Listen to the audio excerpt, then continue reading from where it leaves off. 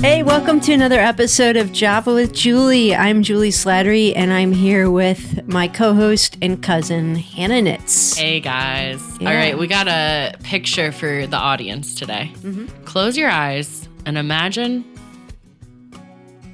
that you are on a boat. You're just peacefully sailing, the wind in your hair. Let's make that boat bigger. It's going to be a cruise ship, okay? It's big. It's massive.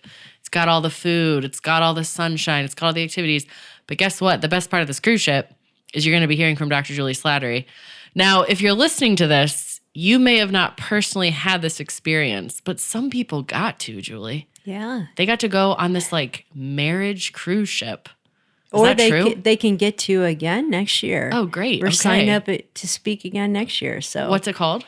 it's the Love Like You Mean It cruise. Love Like You Mean It. Yeah, it's pretty amazing. Like they take a whole massive cruise ship and charter the whole thing. So it's That's just nuts. Christian married couples and all the content. Man, are people just praying for each other all over the place? Yeah, they are. It's pretty cool. I Like would love that. worship music everywhere and Christian comedians and speakers. Why haven't you brought me and my husband on this You cruise should with go. you, Juli? It is February 13th, 2027. Oh, what a great time to leave Ohio. You should be there. Okay, I'm putting it on my calendar. There you go. So anyway, the reason we're talking about this cruise ship was not as promotion, but as Juli got to speak on this year. And Juli, one of the messages you gave had such great follow-up, people wanting to hear more, that we were like, why don't we bring this conversation to Java with Juli?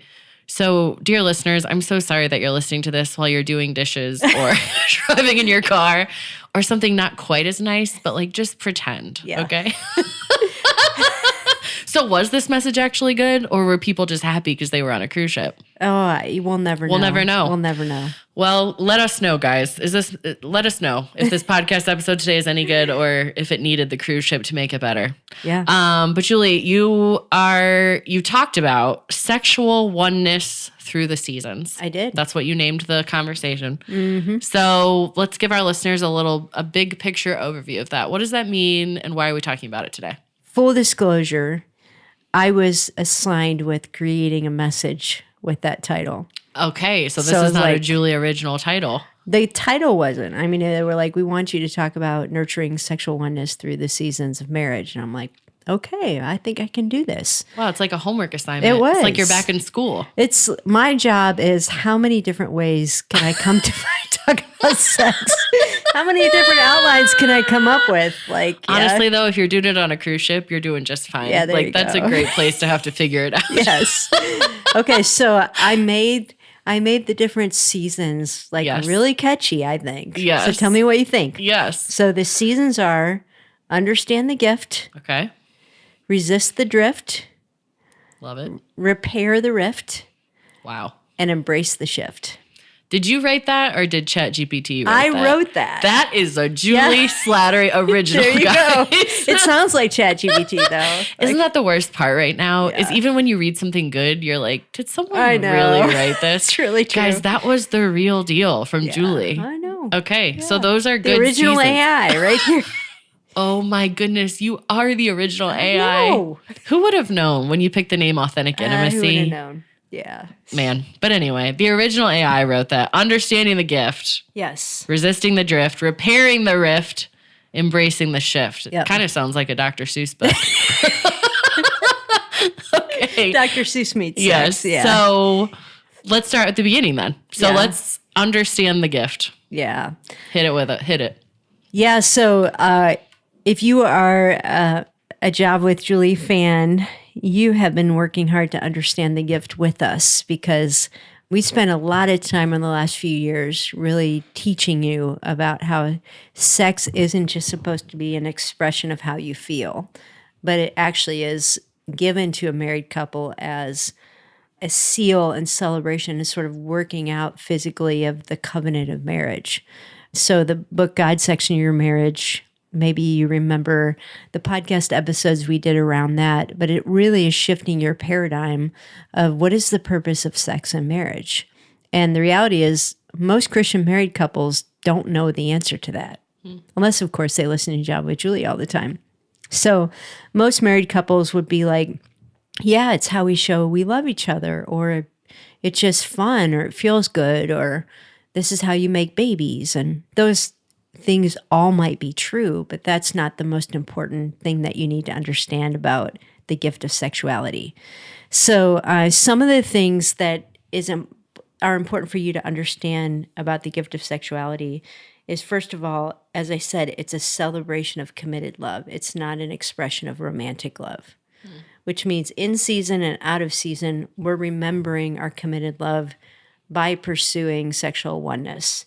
Another thing is that it's a lifetime journey of intimacy. It's not just an act. When you ask the question, like, how often should we be having sex? You're only thinking about the act. You're not thinking about what's the journey that my spouse and I are going on. How are we getting to love each other more intimately, more deeply? How do we learn to communicate through things? How do we share this as a journey through life? And then also it's an invitation to really learn to love each other in an unselfish way. That is, you're forging something and your character's being forged in it. And so that's kind of an overview of the shift we need to make in terms of understanding the gift. And we could dive into more deeply any one of those. Yeah, we really could. I think, though, as we're talking about this idea of like this sexual intimacy, this relational intimacy through the seasons, it makes sense why this is step one. Yeah. I mean, this is like, has to be at the very beginning, because when any of those pieces, we have a broken understanding of what sex is and isn't in marriage, it is so hard to maintain and grow throughout the seasons. Yeah, because if you understand the gift, it gives you a perspective of what are we actually working through as we're going through the other seasons. So in essence, this first part is sort of like the overarching of giving you perspective on the struggles you're going to face and why sex is important and what do you do as you age and it becomes more difficult. What's the purpose of it? And so, again, we spent a lot of time at Authentic Intimacy helping redefine the purpose of sex and why it's such a beautiful gift, why it's such a complicated gift. Hannah, I know you've heard me use this illustration many times when I speak, but I talk about sex being like a gift of Legos. You remember that? I do. Yeah. Yes. Yeah. So really funny situation that happened. This is probably about like a year ago. I'm speaking to a group of newlyweds, and I have this slide in my presentation that says, sex is like Legos. All right. So Mike is in the audience, and he takes a picture of me speaking with a slide that says, sex is like Legos, and he sends it to our 3 sons. But what he didn't realize was that my iPad was hooked up. You know, that's what was projected on the screen. No. So the text messages are coming in, and the audience can see.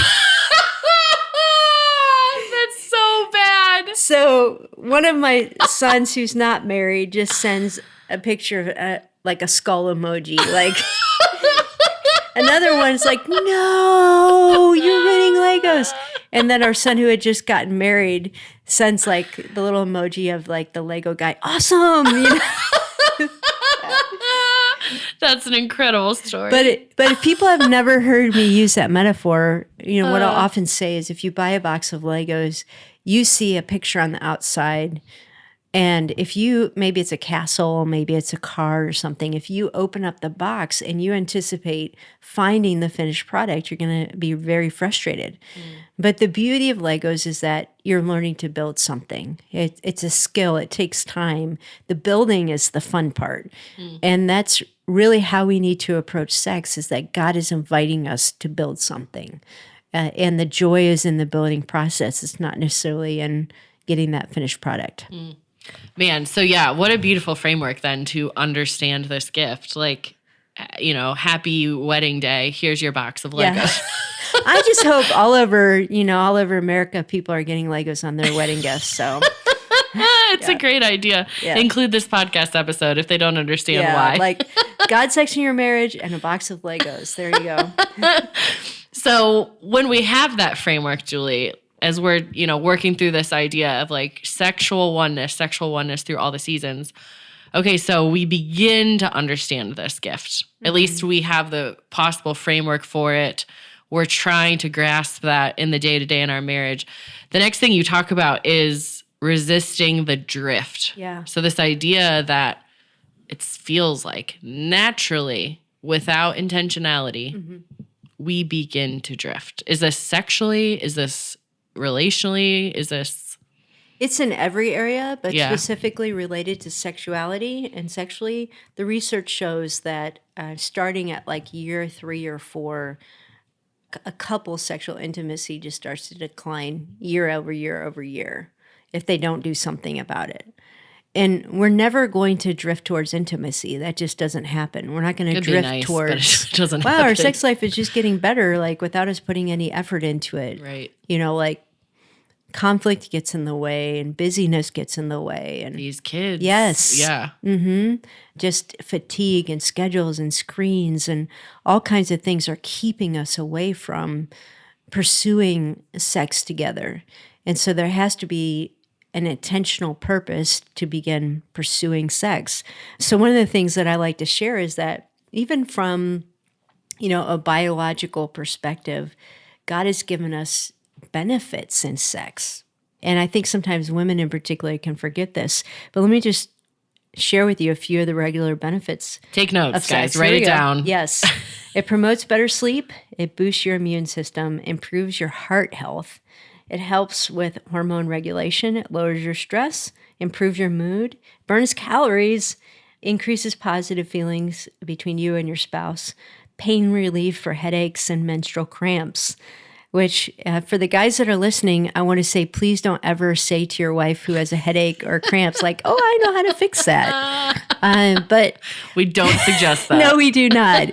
But we also see in the research that if you have a relatively healthy marriage, pursuing sex together, having sex at least once a week is going to boost marriage satisfaction, sexual satisfaction, that feeling of closeness, because that's how God designed it. He designed it to be a positive experience that is bonding a husband and wife. The list of benefits almost sounds like a little too good. Like it kind of sounds like one of those medications commercials you hear on TV. You're like, this one thing is going to do all of that? Yeah. Man. And there's no little like fast thing that you have to read at the bottom, like of all the side effects. May cause suicidal thoughts. That's like what it says for every medication. Yeah.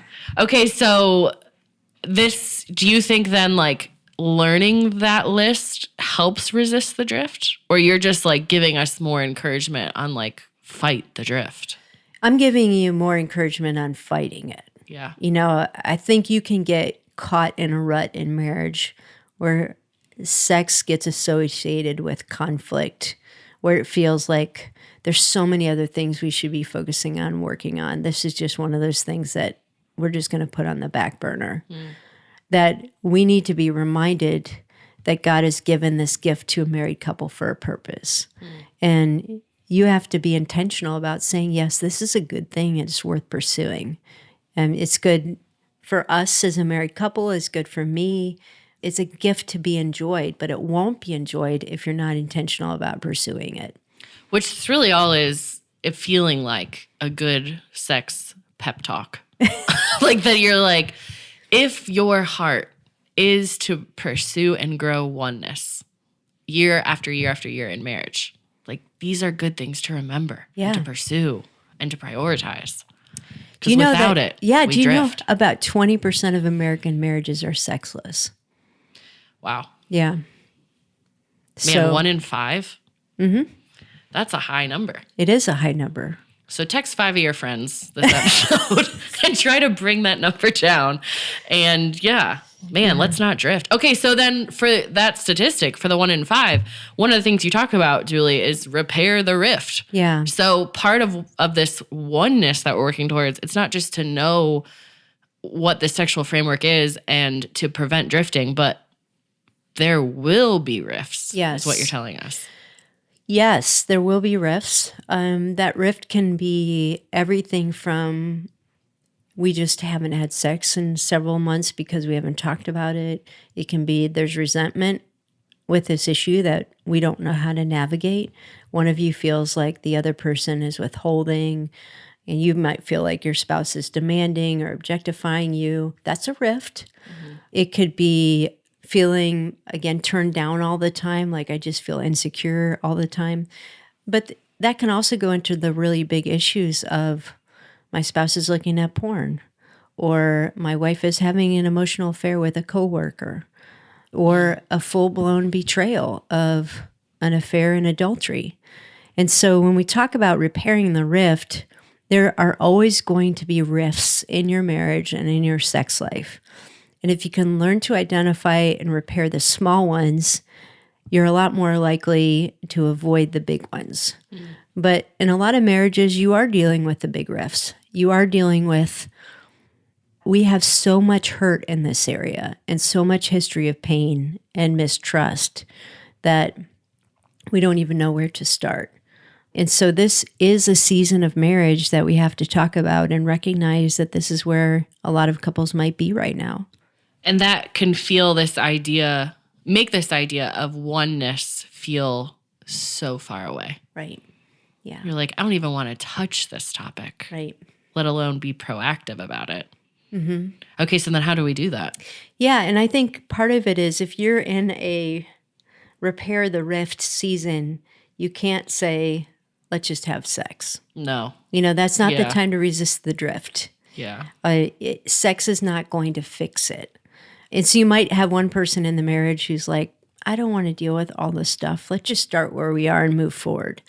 But you can't do that. You have to talk about what's happened. You have to work through the pain. You have to work through the conflict. And so there's a couple basic steps that any couple who's in the season of a rift has to take.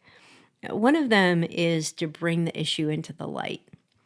And because sex is such a private issue of life, it's such a shameful aspect of who we are when we get caught in sin, that there's a feeling of, I don't want to be honest about this. Like, I don't want to deal with it. I just rather kind of shove it away. Let's pretend this didn't happen. But we know that there's no healing where there's no light. People will sometimes say the phrase, time heals all wounds. It doesn't. That's not true. Phrase. It is such a bad phrase. It is. Who made that so popular? I don't know, but if there are wounds, you get a deep scrape, and sometimes if you just leave it alone, it'll heal. But if it's a bad enough wound, you also have the potential of it actually getting infected and having to amputate a limb, or sepsis. It can kill you. And so time does not heal all wounds. And I think particularly with sexual wounds, time tends to fester them. Like the darkness, the secrecy, that's where the enemy thrives. That's where shame thrives. That's where we start to really believe lies, to where this becomes a very infected part of your soul and then of your marriage. And if you've ever had a sore that's infected, it's like you don't want anybody to even go near it. Like even just a little tap is searing pain. And that's how some people feel right now when it comes to their sex life is this is so infected from ways that I've been hurt or things that I've done or abuse that I've suffered or betrayal that I don't want you even coming near it. And so we have to bring those things into the light, as difficult as it might be.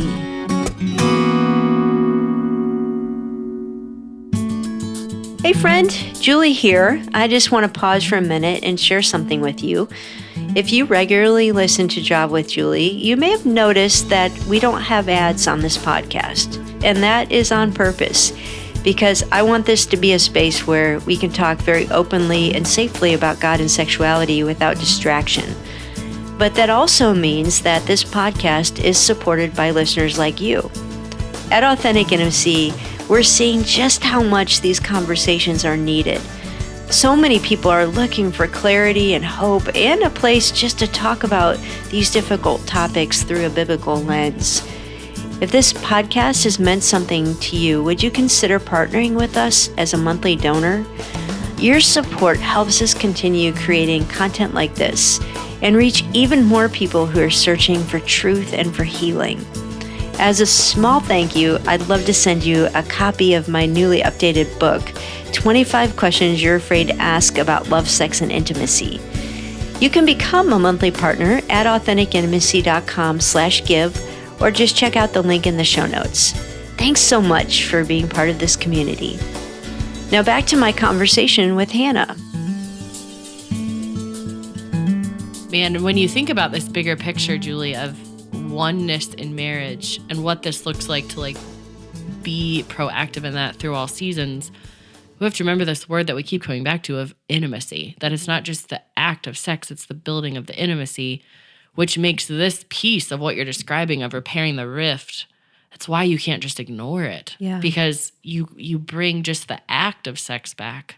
Yeah. That's nothing in there is intimate then. No. If you're like, oh, but we can't talk about any of this. Right. And actually it's likely just re-traumatizing one or both of you. So let's say you have a deep wound with sexuality. That might have even happened outside of your marriage or before you were married. It might be sexual abuse from your past, or it might be something that happened in your marriage. That has left scars on your heart. That has left lies you believe about yourself and your ability to trust. And so if you just go through the motions and let's pretend this never happened, what you end up doing is you're like, okay, I will shut my heart down and just give my body. Or it's reinforcing that lie that, like, I'm damaged beyond repair. I can never really trust another person. This is all that guys ever want from me. I mean, those are the kinds of lies that get reinforced when we just go through the motions of sex without looking at those deeper wounds. Yeah. So as far as then the repair part, you're talking about like we bring this to light. Are there any other pieces within this of how we repair? Yeah. I think another really important part of it is to get help. Yeah, I'll go back to that metaphor of having a wound that is festered. That's not something you just put a bandage on and It'll hope for the figure best. itself out. Like get a little Neosporin. Yeah. That's where it's like, I really need to bring my body to somebody who has expertise in this, who can help me. Yeah. And the same is really true when we're talking about these deep wounds and pain around sexuality is we don't have the objectivity to be able to diagnose ourselves and to know how to walk towards healing.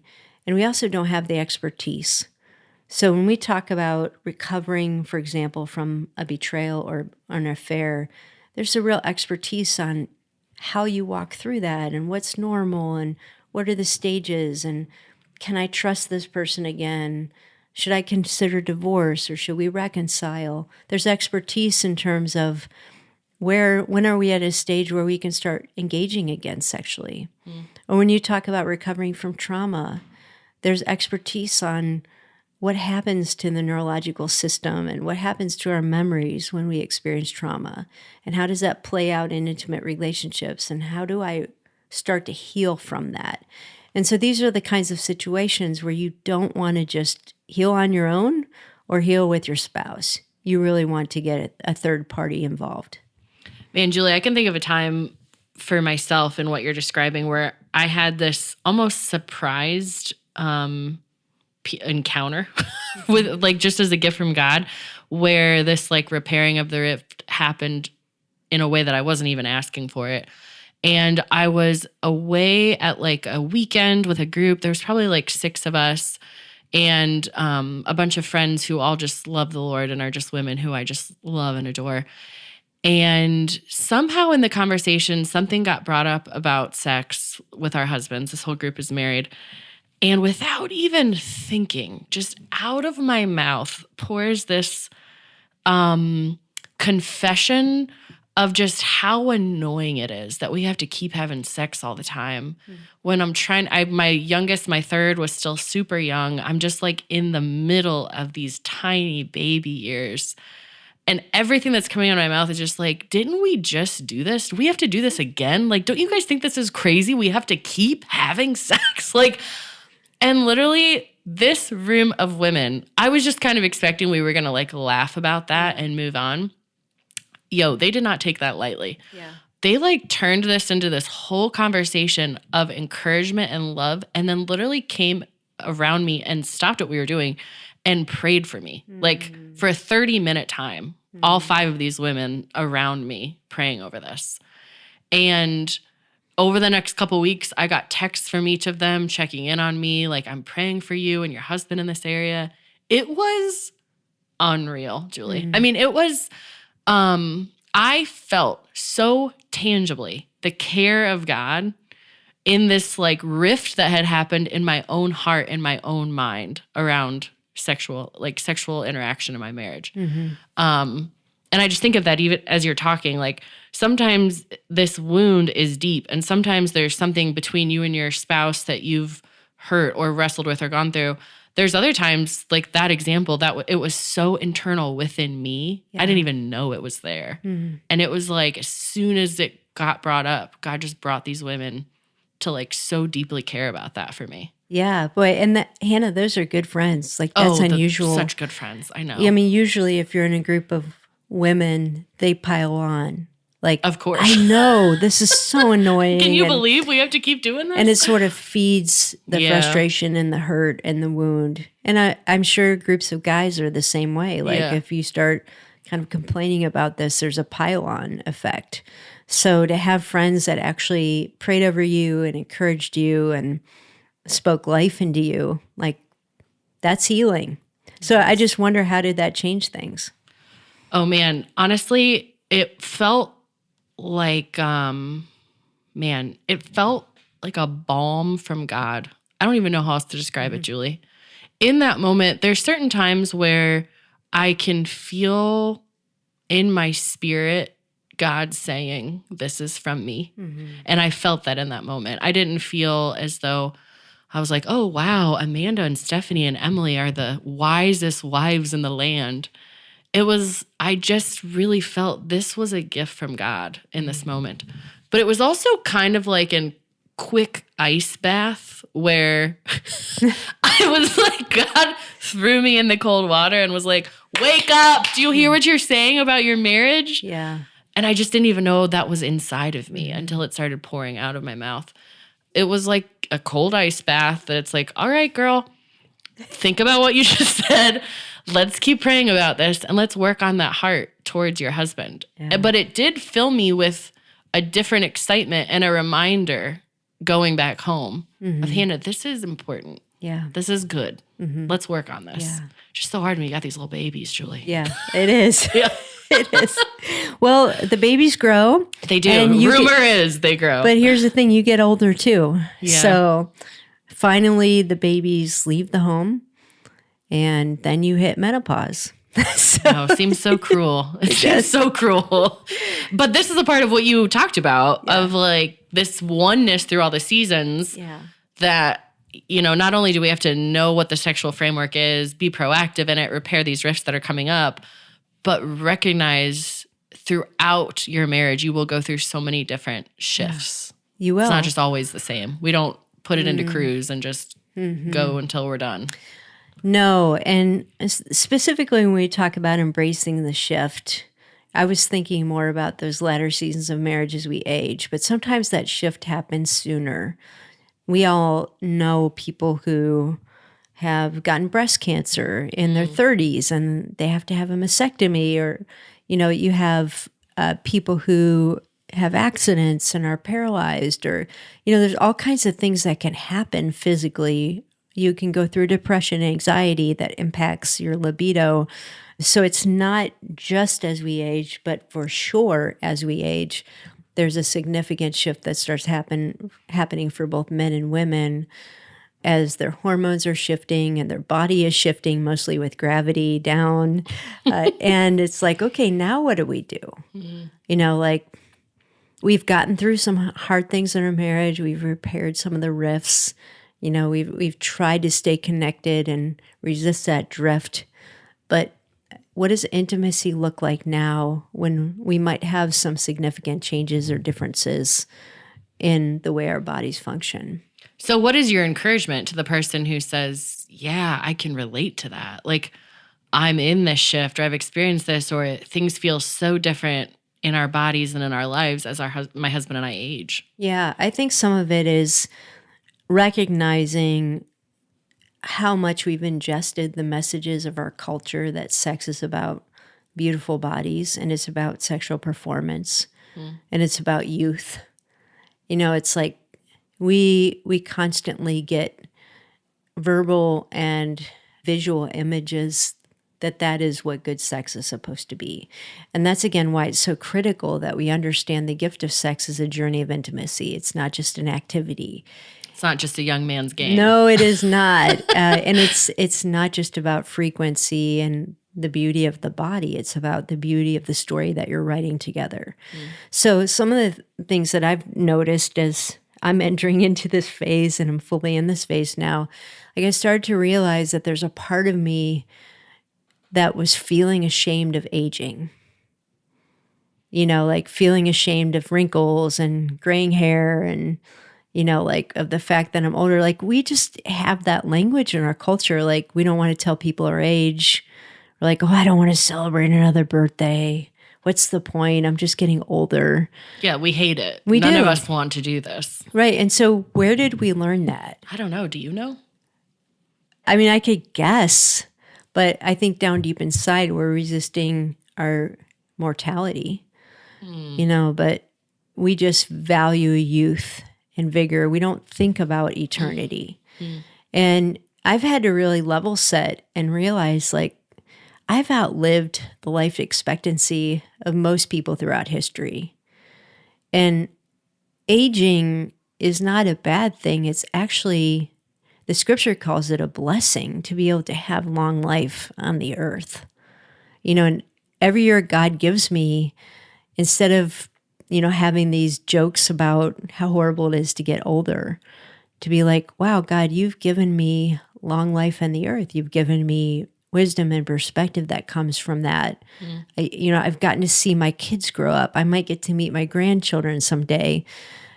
And it's a double blessing to be able to age with my husband. Like to be able to grow old together, that's beautiful. And to be able to say, like, we've been married for 32 years and we can talk about the seasons we've been through and the struggles we've been through and the ways that we've forged intimacy over the years. And like, that's beautiful. And so, yes, there's something that dies with aging. There's elements of physical ability and health and maybe what the world would call beauty. But I think we also have to recognize that aging together and intimacy as you age has its own beauty. So I think that's the first part.